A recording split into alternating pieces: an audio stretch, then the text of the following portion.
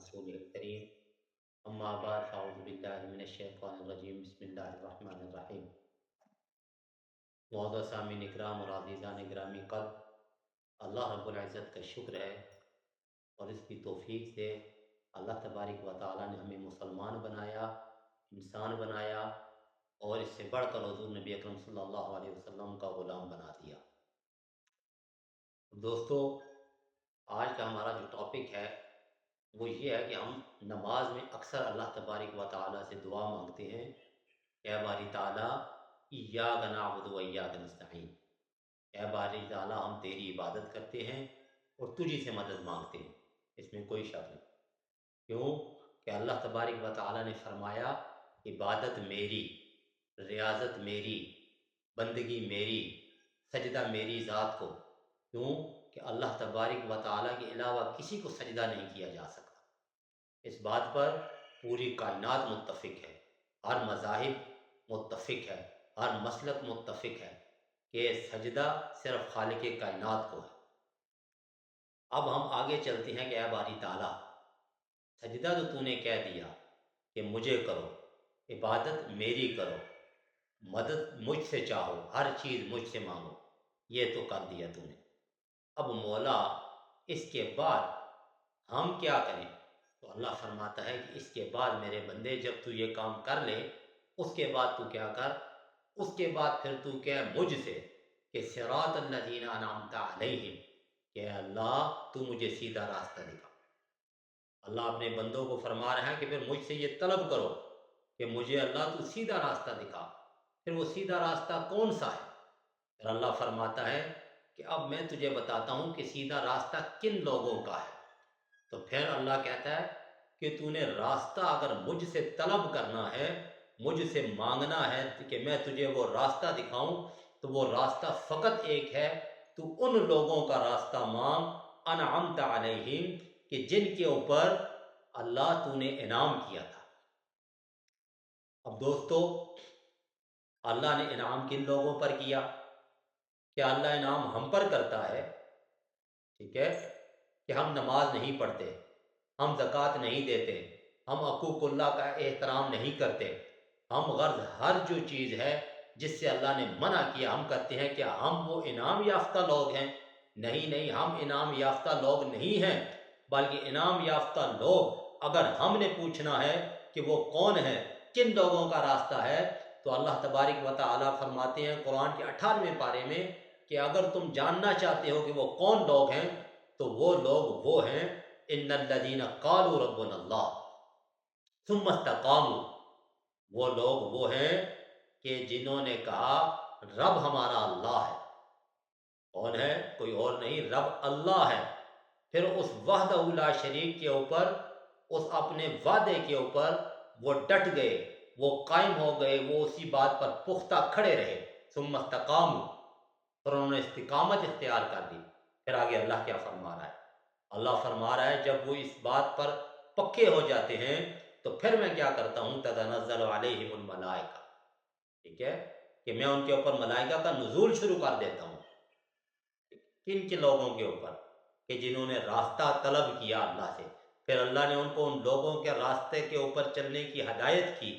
جب یہ ہدایت کر دی، پھر اس کے بعد اللہ نے فرمایا کہ تم جب استقامت اختیار کر لیتے ہو، استقامت اختیار کرنے کے بعد اللہ فرماتا ہے کہ اب میں کیا کرتا ہوں، اب میں دنیا کے اوپر تمہارے اوپر ملائکہ کا نزول شروع کر دیتا ہوں، کہ اس دنیا کے اوپر ملائکہ تمہارے اوپر آنا شروع ہو جاتے ہیں۔ اب یہ بھی ایک کوشچن ہے، کیا ملائکہ ہم جیسے لوگوں کے اوپر آتے ہیں؟ نہیں، ملائکہ اس شخص کے اوپر آئیں گے کہ جو اللہ کا پکا اور سچا بندہ ہوگا اور حضور نبی اکرم صلی اللہ علیہ وسلم کا غلام ہوگا، اور حضور نبی اکرم صلی اللہ علیہ وسلم کے بتائے ہوئے احکامات پر عمل کرے گا۔ جب وہ ان پر عمل کرے گا، صحابہ کی پیروی کرے گا، تابعین کے بتائے ہوئے احکامات پر چلے گا، تبع تابعین کے بتائے ہوئے احکامات پر چلے گا، تو پھر اللہ کیا فرماتا ہے کہ اللہ کہتا ہے وہ جب میرے فرائض کو اچھے طریقے سے ادا کرے گا، فرائض تو فرائض، وہ سنت نوافل کا بھی تارک نہیں ہوگا، وہ شریعت محمدیہ کے اوپر جب کاربند ہو جائے گا، تو تب اللہ فرماتے ہیں کہ پھر میں کیا کرتا ہوں، پھر میں اسے کہتا ہوں کہ اب جو ہے تجھے نہ کسی چیز کا خوف ہے نہ غم ہے، ٹھیک ہے۔ اور پھر اس کے بعد اللہ کیا فرماتا ہے، جب وہ اس مقام پر پہنچ جاتا ہے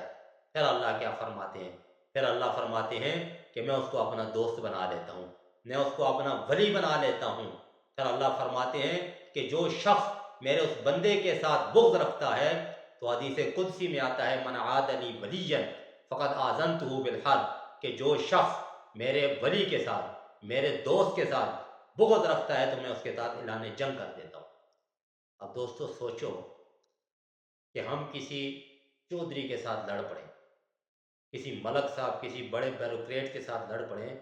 تو ہمیں ڈر ہو جاتا ہے کہ یار بہت پاورفل شخصیت ہے، ٹھیک ہے، ہم اس کا مقابلہ نہیں کر سکتے۔ تو ایک اللہ تبارک و تعالیٰ کی ذات جو اتنا بڑا خالق ہے، جو مالک ہے، جو فرماتا ہے قیامت کے روز تمام جب قیامت برپا ہو جائے گی، وہاں بڑے سے بڑے اسٹیٹ کے بادشاہوں کو اللہ آواز لگائے گا کہ لمن الملک اليوم، آج میں بادشاہ ہوں، آج میں مالک ہوں، کون ہے میرے سامنے جو کھڑا ہو جائے؟ تو وہاں جو بڑے بڑے اپنے آپ کو بہت بڑا، اپنے امریکہ کا صدر کہنے والے، بہت بڑا اپنے آپ کو پاورفل کنٹری شو کرنے والے کے جو پریزیڈنٹ ہوں گے، وہ بھی جسارت نہیں کر سکتے اس کے سامنے۔ تو ہم دوستو سوچو، ہم اس اللہ کی، جب اللہ اعلان جنگ کر رہا ہے تو ہم اس کی جنگ کے سامنے کیسے کھڑے ہو سکتے ہیں؟ ٹھیک ہے، اللہ فرماتا ہے کہ وہ میرے دوست بن جاتے ہیں۔ جب وہ دوست بن جاتے ہیں، جب وہ صراط مستقیم پر چل پڑتے ہیں، تو پھر اللہ فرماتے ہیں کہ میں کیا کرتا ہوں، میں کیا کرتا ہوں، میں اس کا ہاتھ بن جاتا ہوں۔ وَيَدَعَهُ الَّتِي، کیا کرتا ہوں، ہاتھ بن جاتا ہوں،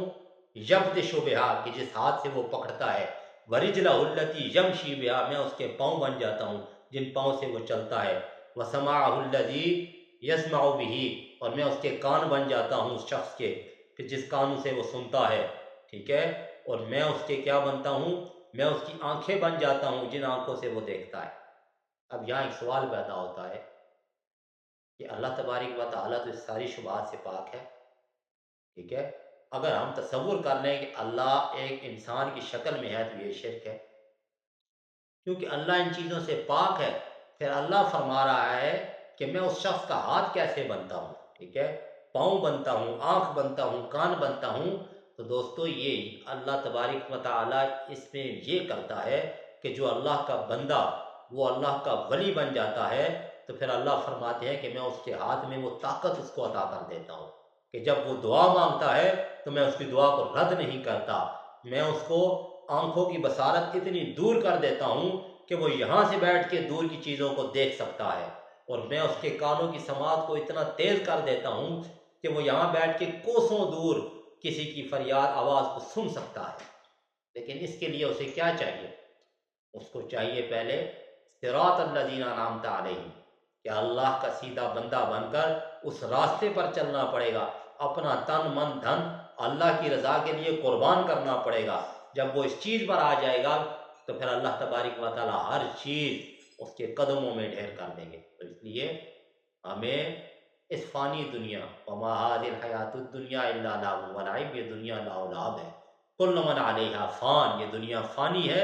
تو اس فانی دنیا کے آگے ہمیں اپنا تن من دھن